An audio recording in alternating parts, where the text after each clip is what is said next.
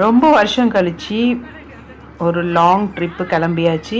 எங்கள் ஃபேமிலி எல்லாம் சேர்ந்து நம்மளுடைய ஃபேமிலி ஃபங்க்ஷனுக்கு தென்காசிக்கு கிளம்பியாச்சு. லக்கேஜ் எல்லாம் ரெடி பண்ணியாச்சு. வண்டிக்காக வெயிட்டிங்கு. எங்கள் ஃபேமிலி மெம்பர்ஸ்க்கு பார்த்திங்கன்னா கேப்லாம் பத்தாது.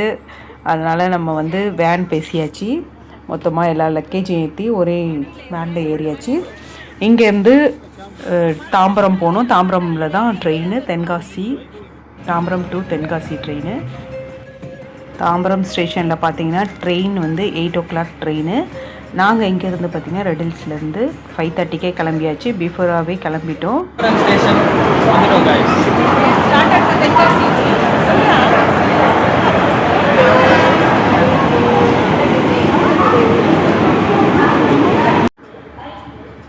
எங்களோட ட்ரெயினும் வந்தாச்சு. பொதிகை எக்ஸ்பிரஸ்.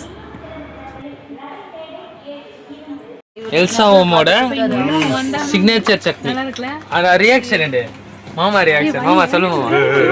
நான் வந்து தக்காளி தொக்கு செஞ்சு எடுத்துகிட்டு போயிருந்தேன். அதை தான் சாப்பிட்டு எல்லாரையும் ரிவ்யூ சொல்லிட்டு இருந்தாங்க. வேறு லெவலில் இருந்துச்சு தக்காளி தொக்கு டேஸ்ட்டு. அம்மா வந்து இட்லிலாம் ஊற்றி எடுத்துகிட்டு வந்திருந்தாங்க. சட்னி, இட்லி. ட்ரெயினும் கிளம்பியாச்சு.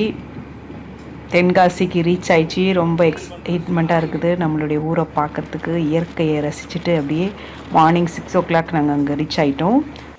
ட்ரெயின்லேருந்து இறங்கிறதுக்கு முன்னாடி அந்த வியூவெல்லாம் கொஞ்சம் வீடியோ எடுத்துகிட்டு அப்படியே இயற்கையை ரசிச்சுட்டே போனோம். பார்க்கவே கண்ணு குளிர்ச்சியாக இருந்தது அந்த மார்னிங்கோட வியூவு. இந்த வீடியோ உங்களுக்கு பிடிச்சிருக்குன்னு நினைக்கிறேன். இந்த வீடியோ பிடிச்சிருந்தா மறக்காமல் லைக் பண்ணி ஷேர் பண்ணுங்கள். நீங்கள் உங்களுடைய நேட்டிவ் பிளேஸு தென்காசி, திருநெல்வேலியாக இருந்தால் கமெண்ட் பண்ணுங்கள்.